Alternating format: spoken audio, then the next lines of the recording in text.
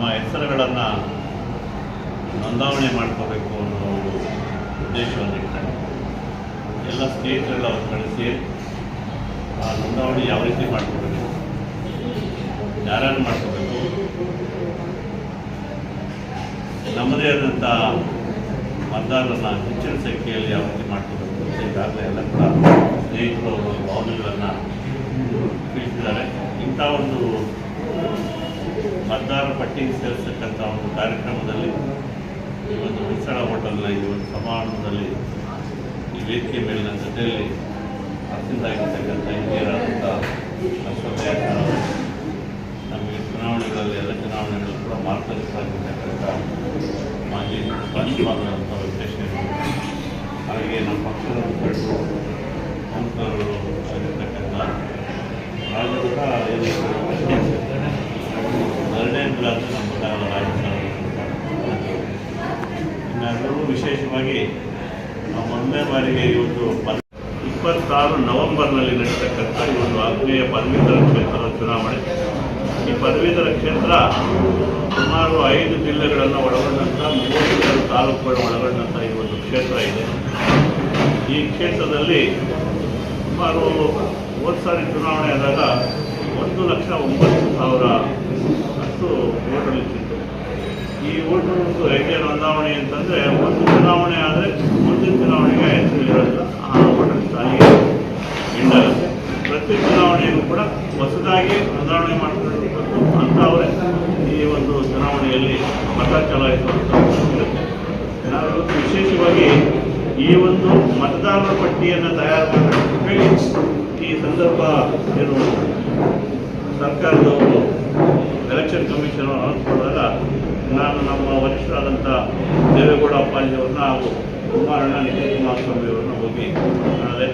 ನಾನು ಹೋದ ಸಾರಿ ಕಾರಣಾಂತರದಿಂದ ಈ ಕೋವಿಡ್ ಬೇರೆ ಬಂದು ಚುನಾವಣೆ ಟೈಮ್ ಜೂನಲ್ಲಿ ನಡಿಬೇಕಾಗಿದ್ದಂಥದ್ದು ನವೆಂಬರ್ ನಡೀತು. ಅನೇಕ ಕಾರಣಗಳಿಂದ ನಾನು ಪರಾಭವಗೊಂಡಿದ್ದೆ. ಈ ಸಾರಿ ಒಂದು ಒಳ್ಳೆ ಅವಕಾಶ ಇದೆ, ಎಲ್ಲ ಸ್ನೇಹಿತರು ಕೂಡ ಬಯಸ್ತಾ ಇದ್ದಾರೆ ಇಲ್ಲ ನೀವು ಚುನಾವಣೆಗೆ ಬನ್ನಿ ಅಂತ.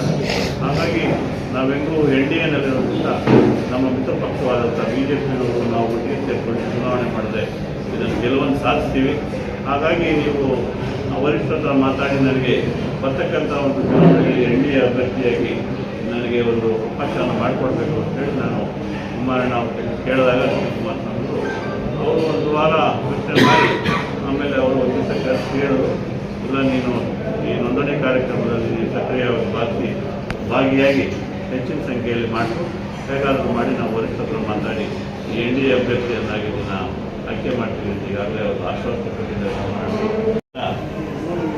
ನಾವು ನಮ್ಮ ಮಲ್ಲಿಕಾರ್ಜುನ್ ಸರ್ ಅವರು ಕೂಡ ಇಂಡಿಪೆಂಡೆಂಟ್ ಅಭ್ಯರ್ಥಿಯಾಗಿದ್ದರು, ನಾನು ಕೂಡ ಇಂಡಿಪೆಂಡೆಂಟ್ ಆಗಿ ನಿಂತಿದ್ದೆ. ಇಬ್ಬರು ಕೂಡ ಜೊತೆ ಕೂಡ ನ್ಯಾಯವಾದ ಸಿಗ್ತಾ ನಾವು ಜಾಸ್ತಿ ಮತ ತಗೊಳ್ತೀವಿ, ನಾವು ಜಾಸ್ತಿ ಮತ ತಗೊಳ್ತೀವಿ ಅವರು ಆ ಚುನಾವಣೆಯಲ್ಲಿ ಇಬ್ಬರು ಸೋತ್ವಿ. ಮುಂದಿನ ಚುನಾವಣೆಗೆ ಅವ್ರು ಹೇಳ್ಬಿಟ್ಟು ನಾನು ನಿಮ್ಮ ಜೊತೆಗೆ ಇರ್ತೀನಪ್ಪ, ನಾನು ಸಾಕಿ ಚುನಾವಣೆ ಎಲ್ಲ ಚುನಾವಣೆಗಳು ಕೂಡ ನಾನು ಮಾರ್ಗದರ್ಶನ ನಿರ್ದೇಶಕರಾಗಿ ಜೊತೆಗಿರ್ತಕ್ಕಂಥ ಮಲ್ಲಿಕಾರ್ಜುನ ಅವರೇ, ಹಾಗೆಯೇ ನಮ್ಮ ಜಯಚಂದ್ರ ರೆಡ್ಡಿಯವರು ಮುಖ್ಯೋಪಾಧ್ಯಾಯರಿಗೆ ಈಗ ನಿವೃತ್ತಿ ಹೊಂದಿದ್ದಾರೆ. ಅವರು ಕೂಡ ಎಲ್ಲ ಚುನಾವಣೆಗಳಲ್ಲೂ ಕೂಡ ಜೊತೆಗಿರ್ತಕ್ಕಂಥವರು. ವಿಶೇಷವಾಗಿ ನಮ್ಮ ಉಮಾಮಹೇಶ್ವರು ನಾವೆಲ್ಲ ಬೆಂಗಳೂರು ವಿಶ್ವವಿದ್ಯಾಲಯದಲ್ಲೇ ನಾವೆಲ್ಲ ಕೂಡ ಜೊತೆಯಲ್ಲಿ ಓದಂಥವ್ರು. ಪ್ರತಿ ಚುನಾವಣೆಗಳು ಕೂಡ ನಮ್ಮ ಜೊತೆಯಲ್ಲಿ ನಮ್ಮ ಸಹಕಾರಿಯಾಗಿರ್ತಕ್ಕಂಥವ್ರು. ಹಾಗೆ ನಾವು ಮೂರ್ತಿಯವರು ನಮ್ಮ ಚುನಾವಣೆಗಳಲ್ಲೆಲ್ಲ ಕೂಡ ನಮ್ಮ ಸಹಕಾರಿಗಳಾಗಿರ್ತಕ್ಕಂಥವ್ರು. ಇನ್ನೂ ಅನೇಕರು ನಮ್ಮ ರೇಡ್ಕೇನವರು ನಮ್ಮ NGO ಅಧ್ಯಕ್ಷರಾಗಿದ್ದಂಥವರು, ಅವರ ಅನಿಸಿಕೆಗಳು ಕೂಡ ಹೇಳಿದ್ರೆ ಅವರು ಕೂಡ ಕೃಷ್ಣಾರೆಡ್ಡಿಯವರು ಎಲ್ಲ ಸ್ನೇಹಿತರು, ನಮ್ಮ ಮುಖಂಡರಾದಂಥ ನವೀನ್ ಅವರು, YS ಅವರು, ನಿರಾಜ್ ಅವರು, ಎಲ್ಲ ಸ್ನೇಹಿತರು ಕೂಡ ನಮ್ಮ ಗೋವಿಂದರಾಜ್. ನಾನು ಕೋಲಾರ ಚಿಕ್ಕಬಳ್ಳಾಪುರ ಮುಗಿಸ್ಕೊಂಡು ಇವತ್ತು ತುಮಕೂರು ಜಿಲ್ಲೆಗೆ ಬಂದಿದ್ದೇನೆ. ನಾನು ಬಂದಿರತಕ್ಕಂಥ ಉದ್ದೇಶ ಈಗಾಗಲೇ ಎಲ್ಲರೂ ಎಲೆಕ್ಷನ್ ಕ್ಯಾಂಪೇನ್ ಶುರು ಮಾಡ್ತಿದ್ದಾರೆ ಎಲ್ಲರೂ ಕೂಡ. ಆದರೆ ನನ್ನ ವಿನಂತಿ ಏನಂತಂದರೆ ಈ ಒಂದು ಚುನಾವಣೆಗೆ ನಾವು ಹೋಗ್ಬೇಕಂತಂದರೆ ಇದು ಏನು ಈಗ ನಮ್ಮ ಗ್ರಾಮ ಪಂಚಾಯತಿ ಸದಸ್ಯರು ಹೇಳ್ತಾ ಇದ್ರು, ಎಲ್ಲ ಪಂಚಾಯತಿನಲ್ಲೂ ಕೂಡ ಒಬ್ಬೊಬ್ಬರು ಇಡಬೇಕು ಅಂತೇಳಿ.